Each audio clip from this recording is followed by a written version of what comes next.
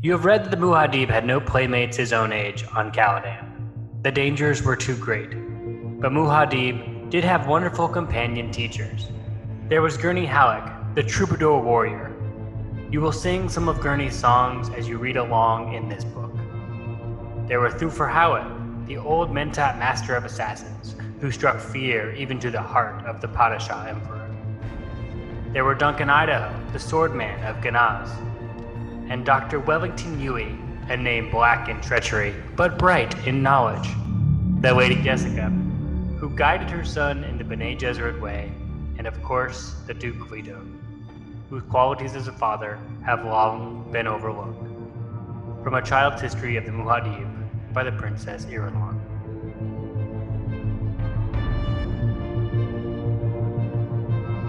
Welcome to Reading Dune, a podcast where we read Dune by Frank Herbert and talk about it.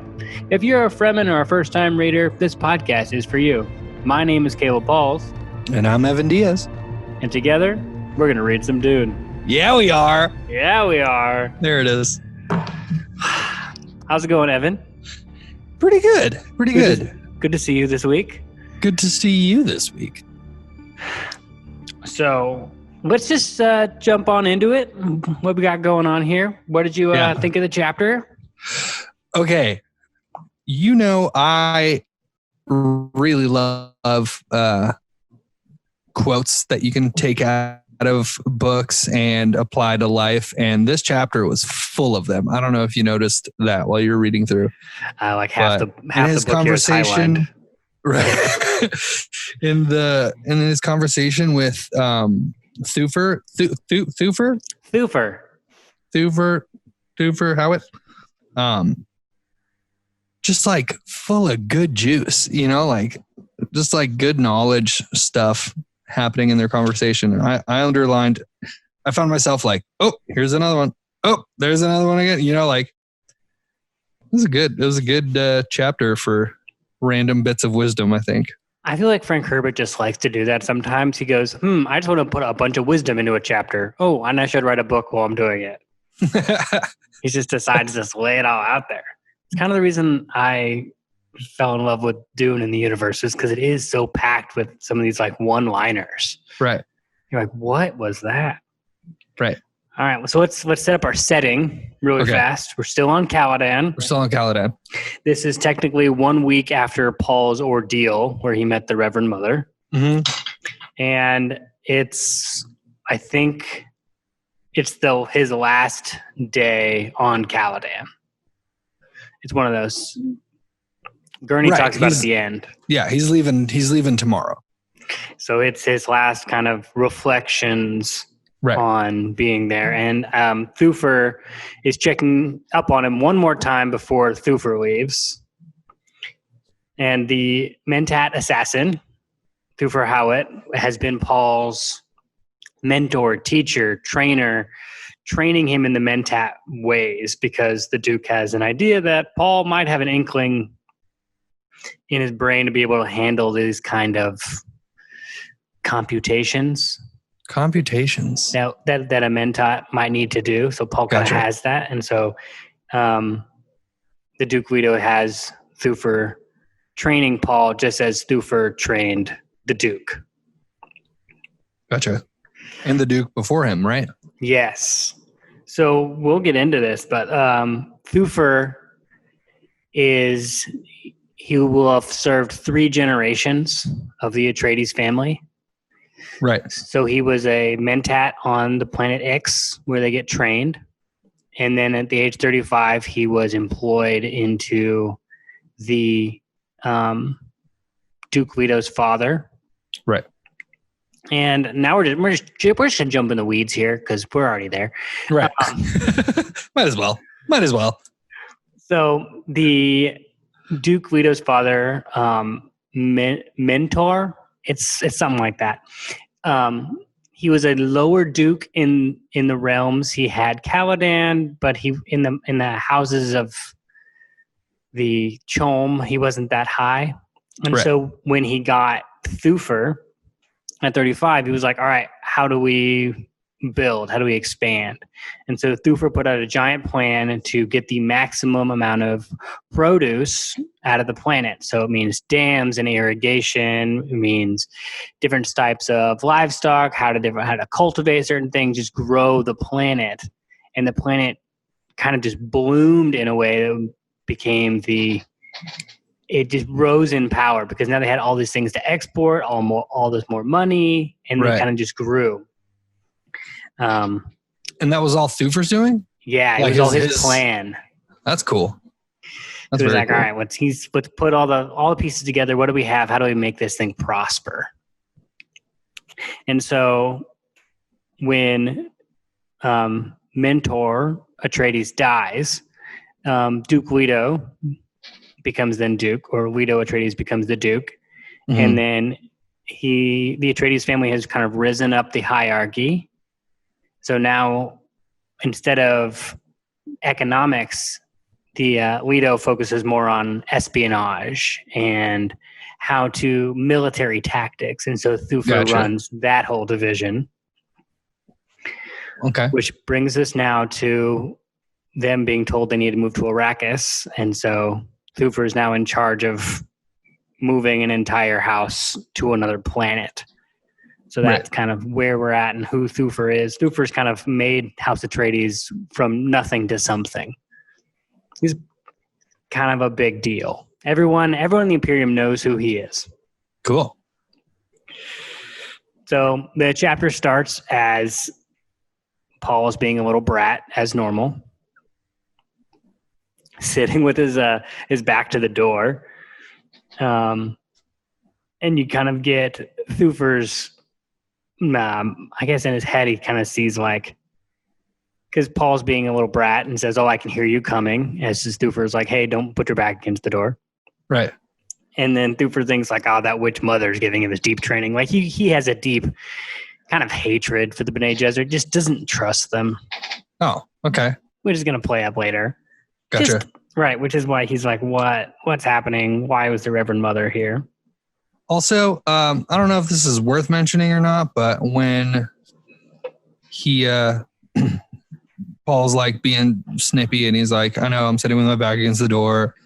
It said, Paul looked up at the grizzled old man who stopped at the corner of the table. Hawat's eyes were two pools of alertness in a dark and deeply seamed face. I don't know why, but I pictured like a weathered Idris Elba. Oh, I like that. Does that work? Like that's what was happening in my brain. So I can definitely see that. Yeah. Cool. Okay. Cool. It's dark, weathered. He's been there. He's been through the trenches. Right. All right. So we're gonna go through. Thufir's kind of there to test Paul. Has he been Has he been doing his homework? He's about to go to the most treacherous planet in the Imperium. Can he survive? Right. So we're gonna go through the things that he's studying because it's kind of cool. Yeah. So the first thing he's been studying is the storms on Arrakis. The storms, I see, said Thufir. They sound pretty bad. That's too cautious a word, bad. These storms build up across 6,000 or 7,000 kilometers of flatlands, feed on anything that gives them push, the Corollas force. Other storms, anything that has an ounce of energy in it, they can blow up to 700 kilometers per hour, loaded with everything loose that's in their way, sand, dust, everything. They can eat off bones and etch the bones to slivers. All right. So 700 kilometers per hour. That's 400 miles per hour. 434.96 miles per hour. Google for the win. This podcast is brought to you by Google. I wish. We'd make so much more money. Correction. We'd make money. We'd make money. Correction. Yes. All right, so these storms are unique to Arrakis. They are like the one weather thing they have. Right. Is these giant storms that rip flesh from bone and bone into slivers. I think I was looking it up. I was early this week. It's approximately, so you know the storm on Jupiter? Yeah, like the eye? The eye, yes. If you go to the most inward point, that's how fast it's spinning. Oh. So these storms are intense. No joke. Yeah. Yes. There's That's also crazy. storms on I think it was Neptune that are also around the same speed. Just craziness. Right. But the storms offer a weird thing because Paul then asks, don't they have weather control? Right. Which I'm like, wait, what? Weather control? But as I was reading on later in the books, they describe this as the technology has gotten so advanced that they can literally control the weather on planets with satellites. Right. So if you want it to be raining, you can be raining. You want it to be wherever you want, it can happen. Right. But Thufir says Arrakis has special problems. Costs are higher. There'd be maintenance and the like. The guild wants a dreadfully high price for satellite control, and your father's house isn't one of the big rich ones, lad. You know that. So, I'm sure if the emperor wants weather control, he could buy it. Right. But the guild has put such a high price on it that they just don't control the weather on the planet.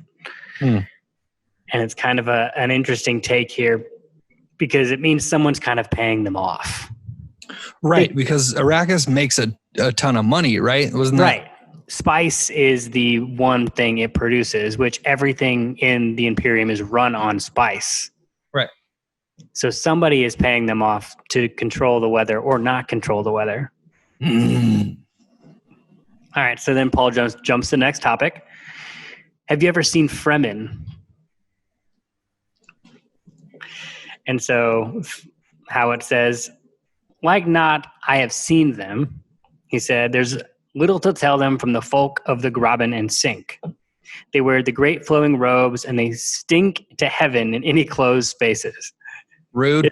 It's from the suits they wear. They call them still suits that reclaim the body's own water. All right, so there's a couple reasons why Thufir had probably he thinks he's seen a Fremen. So the Fremen live on Arrakis, and the spice is literally in everything. It's in the food, it's in the atmosphere, and once you've been exposed to it for a long enough time, your eyes turn to blue within blue, like was in Paul's dreams. Right. So if you've seen one of those, you've probably seen a Fremen. I got a fun thing here. We're going to talk. I looked this up because I was like, he says there's little to tell from the folk of the Graben and Sink. I kind of know where that is. So we're going to pull up a map here. We know we love maps. Love me a good map. All right. Bam. All right. Can you see that? Yeah. All right. So here we have a map of Arrakis. It's a rather small planet. This is just the North Pole because there are no satellites in the south because the guild just refuses to actually show what's down there. Okay. So that's fun. So you see my mouse here? Yeah. For those of you listening on the podcast, I really apologize. If you go to YouTube, you can watch this at Reading Dune. Mine was plugged there. Yeah. So there we should just do more things that involve looking. They can't see. It's like, oh, Caleb, that shirt is crazy. Thanks, man. Sweet glasses, man. So this is the North Pole, and everything in the Dune color, it would be like a sand. And then the darker brown is mountains. And then in between color is like a basin. If there was water on a planet, that's where water would be. Okay, but there's no water. Gotcha. So Arrakeen right here, that's the city where they're going to go to. Right. Is that like the capital? Is that like the main spot to be at? There are two main cities. So the Harkonians would be in Carthage. Okay. And then the Emperor's people were in Arrakeen. And so they're both got the boot so the Atreides could come. Okay. So the Graben and Sink, I had to look this up because I'm not an idiot. I just don't know a lot of things, but I'm learning. From Frank Herbert was such a ecologist. He had all these things. So I'm going to look it up here. Yeah, the grabbin. It says G. Wow. I know. I'm sorry. Now we're looking at a bunch of words. Oh, man. Command F, dude. There we go. Graben, a long geological ditch formed when the ground sinks because of the movement in underlying crustal layers.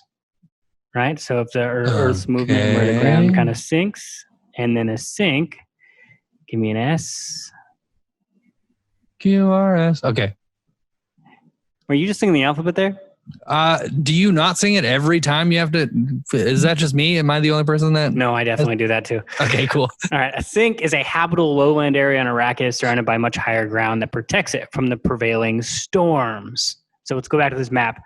So everywhere that's this light brown and these basins are protected from storms.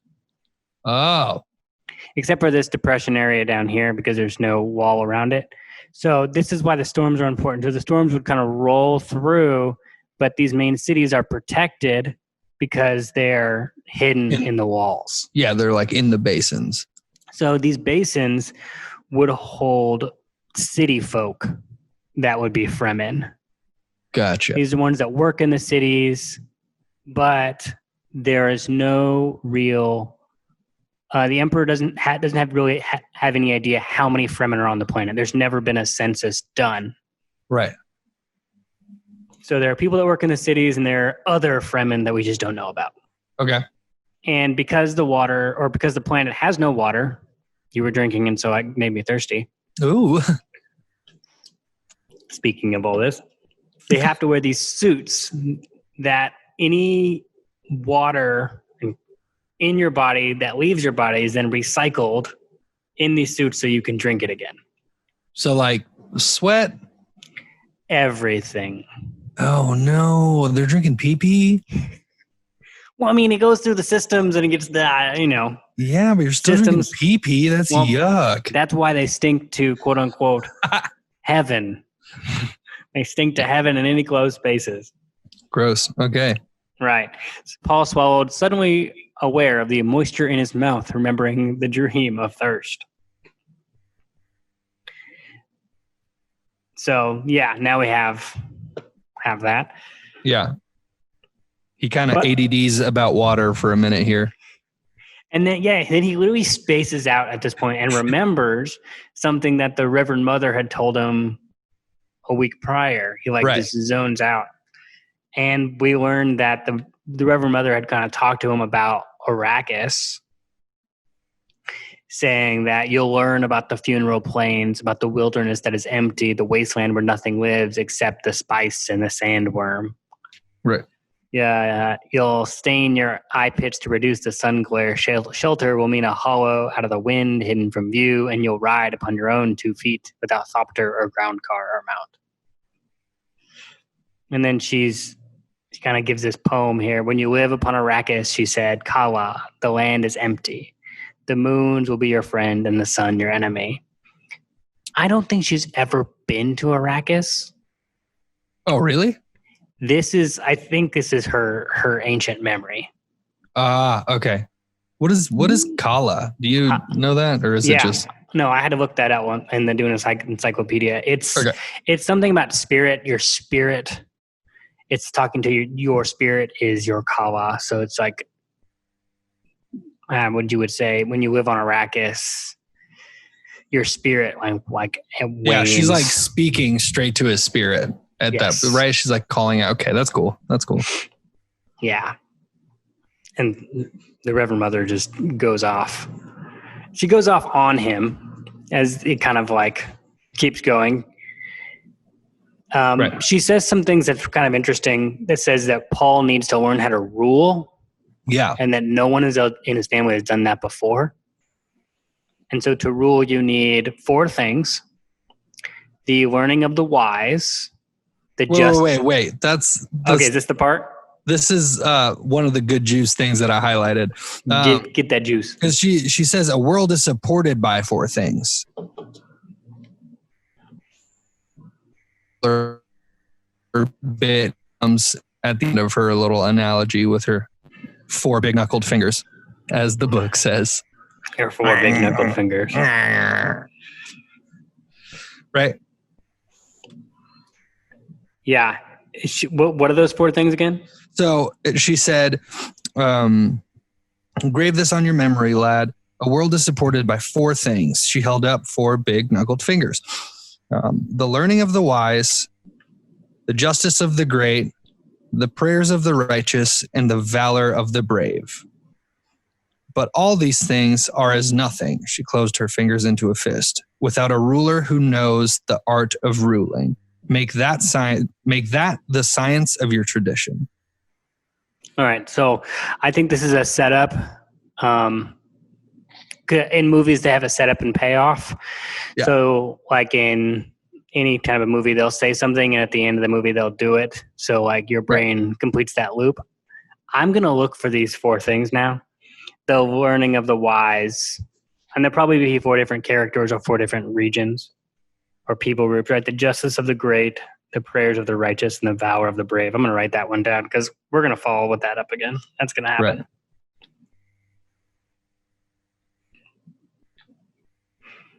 Right.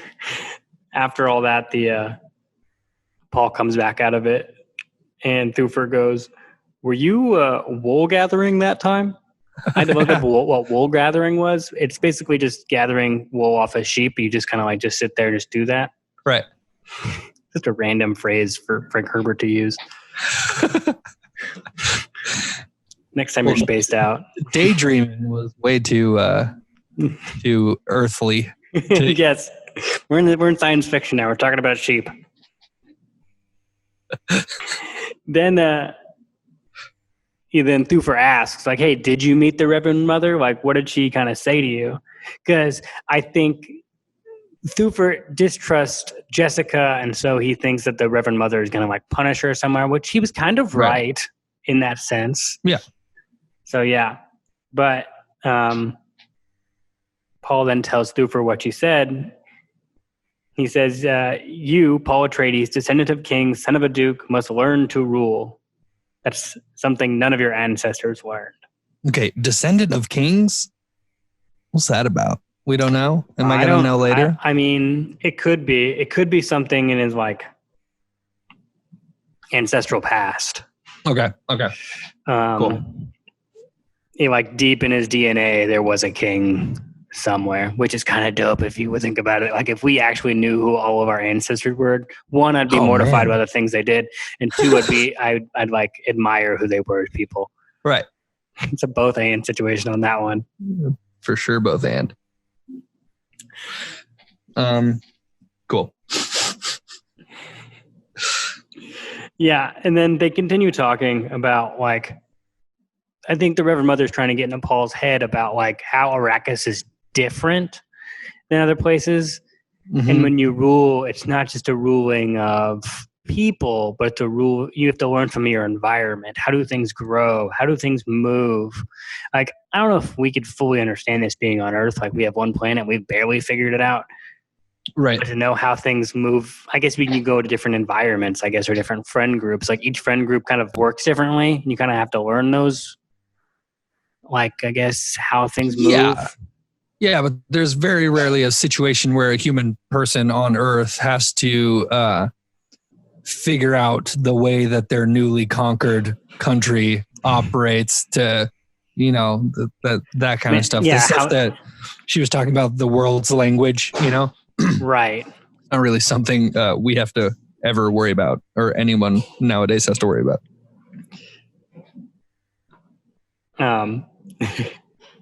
And then he says, "Oh yeah, Dr. Yule calls that the mystery of life." Like, yeah, no problem. And then Thufir chuckled. How'd that sit with her?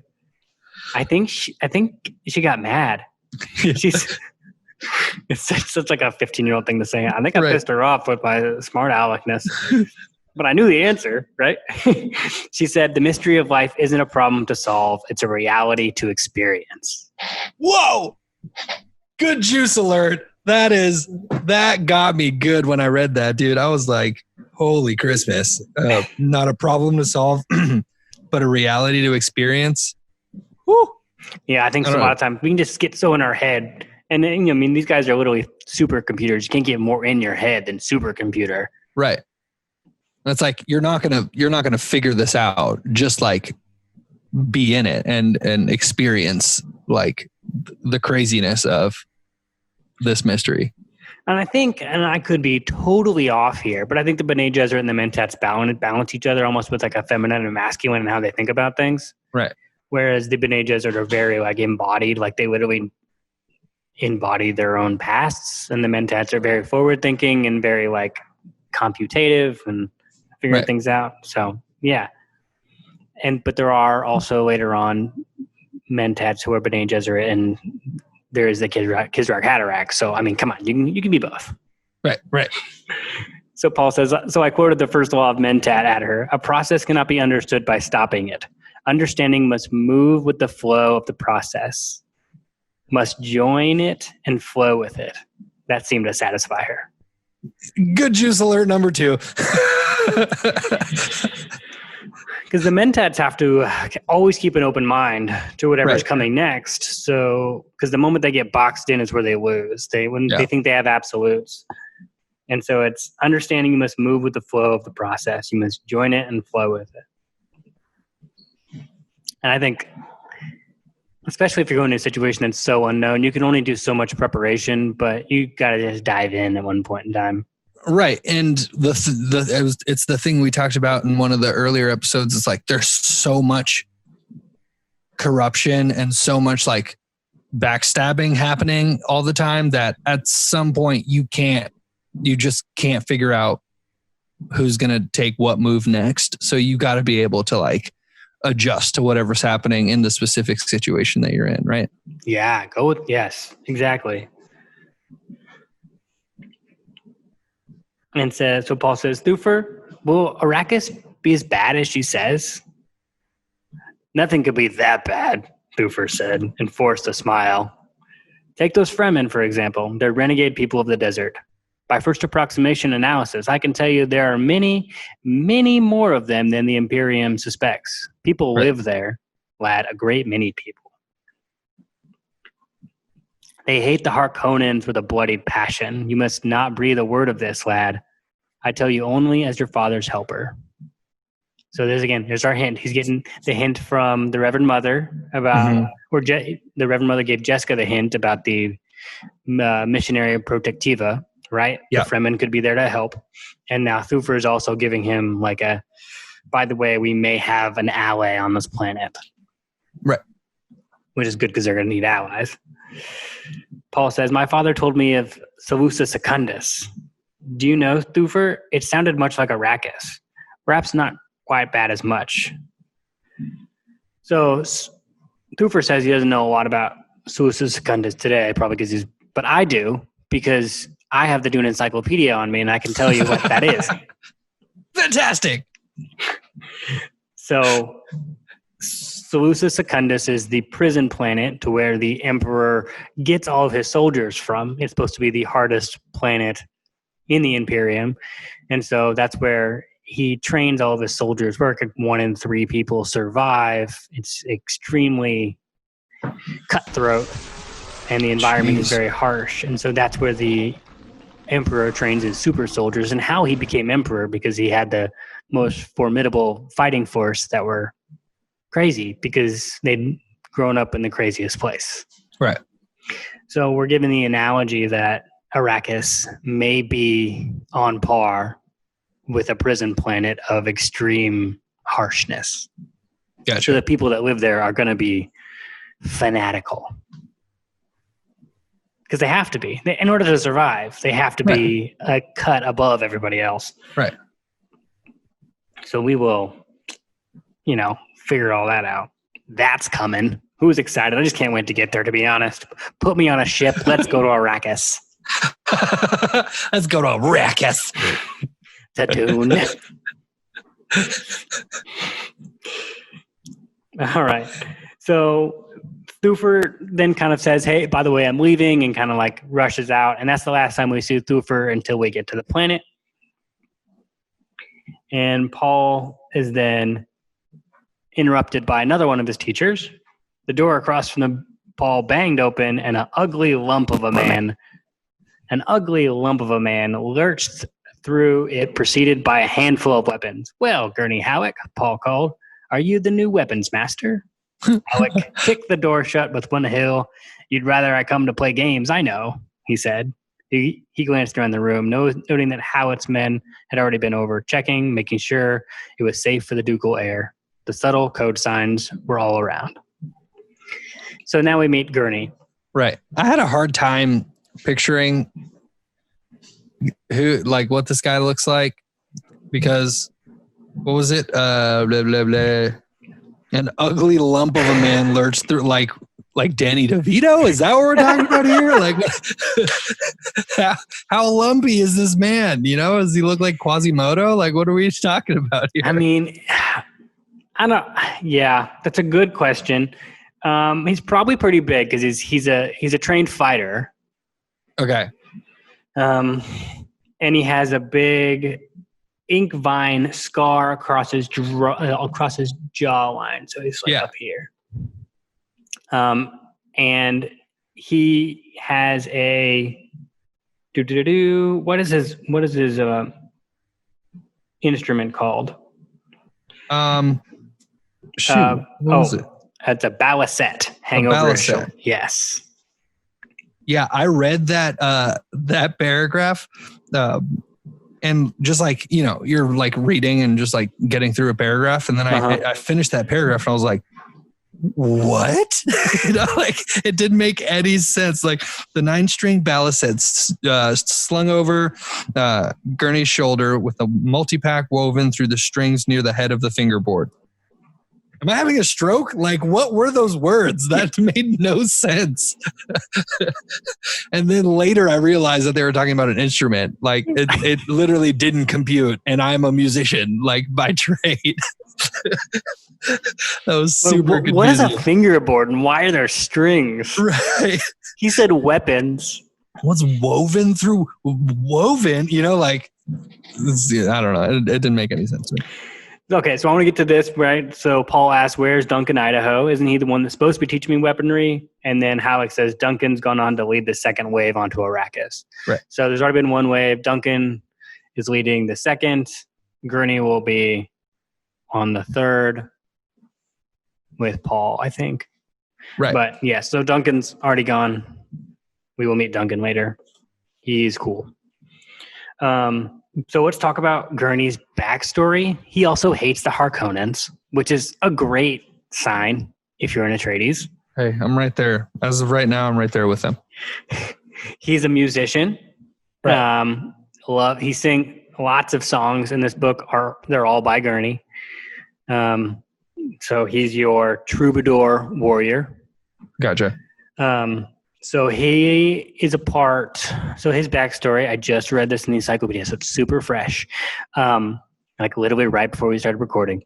He was part of a minor house that was working its way up, and their main thing that they exported was instruments. They were a musical house.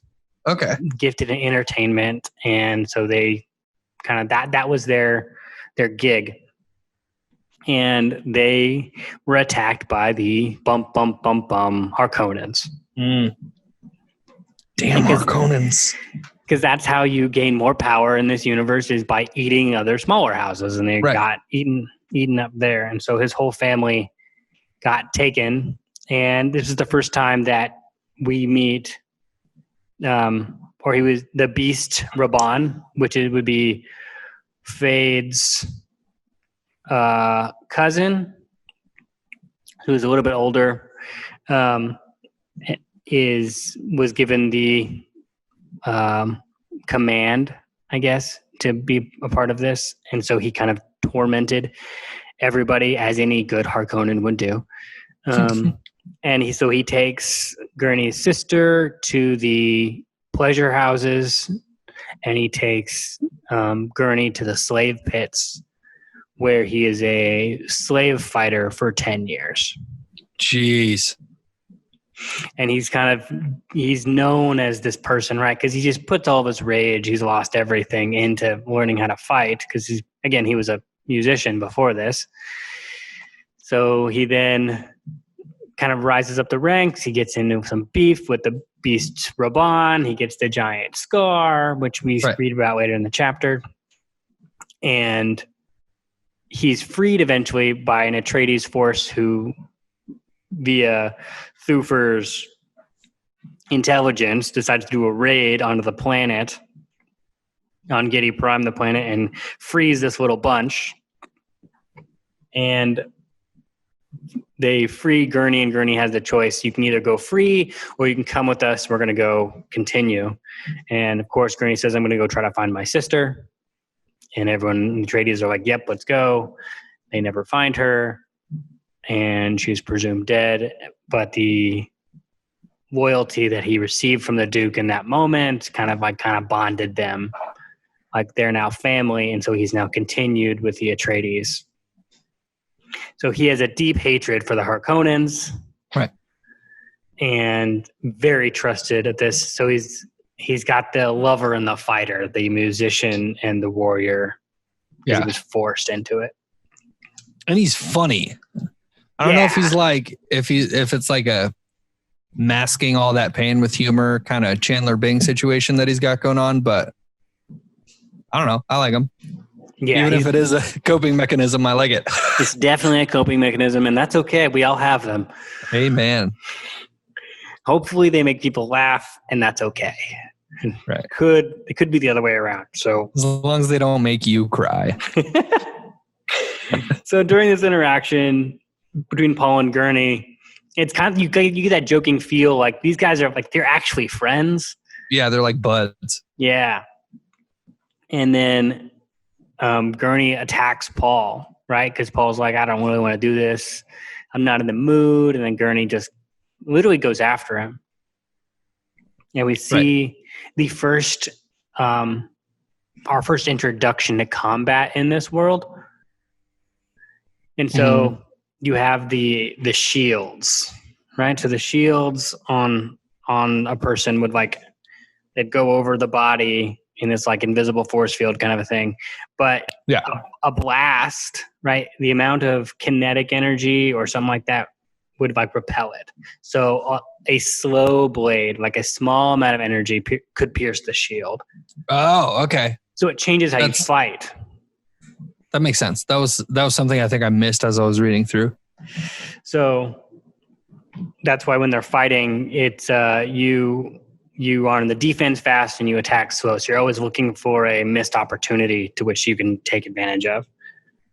And Gurney kind of presses him and presses him until Paul actually starts fighting. And then he gets Gurney on the back of the desk and he's like, I got you. And then Gurney's like, we'll look down. And he's also got the knife at him. And it's like, oh, you also got me. He goes, yeah, but you did pretty good. That was good. I want to make sure the Harkonnens don't kill you right away when we show up. You got to at least defend yourself.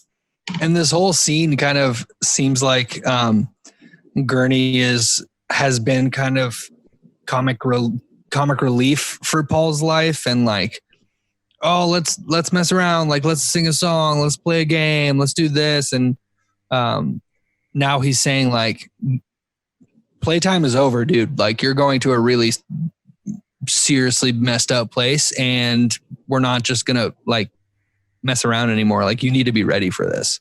Yeah. And that was something that Paul seemed to be really surprised about that whole time that he was fighting.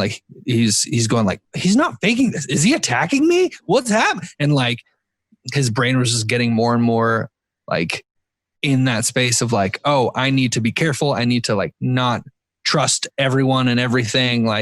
I'm about to be in a lot more danger than I'm used to. Yeah. Halleck has the thought here. It says how soon this child must assume his manhood. Right. How soon he must read that form within his mind, that contract of brutal caution to enter the necessary fact on the necessary line. Please list your next of kin. It's this is the end, bro. It gets real from here on out. Right. No more playing around.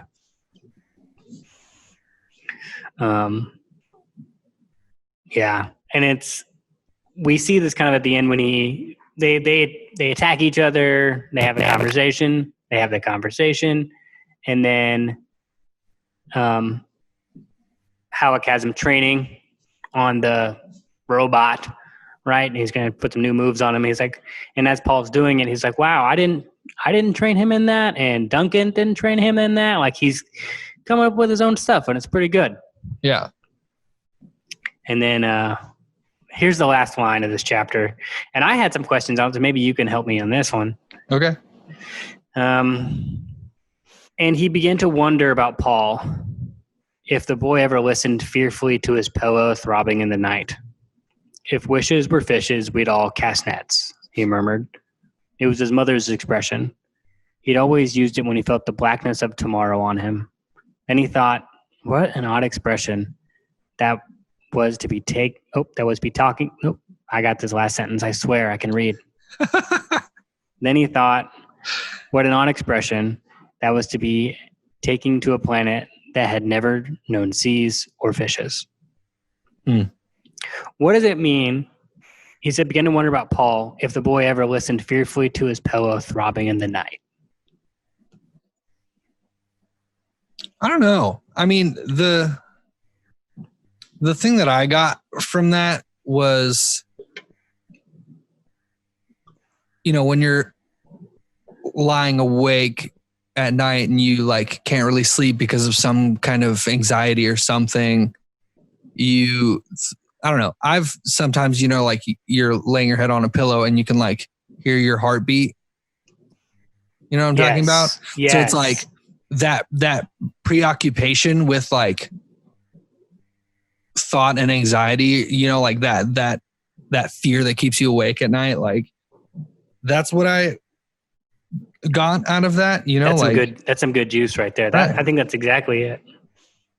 So it's like, has Paul ever had to experience that? Like, is he going to have to learn what that's like for the first time? Like he's been safe his whole life and now he's going to be in danger for the rest of his life, possibly. Literally for the rest of his life. Yeah. I mean, and Gurney is this guy that's known pain and known suffering and like true fear and not knowing if you're going to make it another day. And so he's like, dang, man, like, is this kid ready for what he's about to go through? Because it's heavy and it's a lot, Yeah, man. We only have a few more chapters till we actually get to Arrakis. We have a few more characters to meet. We are almost there. We have to meet Yui still, the traitor himself. Ooh. And then it's go time. Well, Dune fans, I want to hear from you. I know Evan wants to hear from you. Oh, yeah. I want to know if you exist. Just go to Twitter. give us a follow or a something Twitter, Reading Dune. Email us at readingdune@gmail.com. If you got some insights, we want to know. We want to know. Yeah. If we get something wrong, let us know. Like if we're mispronouncing Quizras Radarax, like let us know. That's important to us. That was just what were you doing in the microphone right there? Chris Ras. Yeah, Chris Ras Hatteras. The Chris Ras Hatteras. All right, guys. I will see you on the flip side. Cool. Bum bum bum. Reading Dune.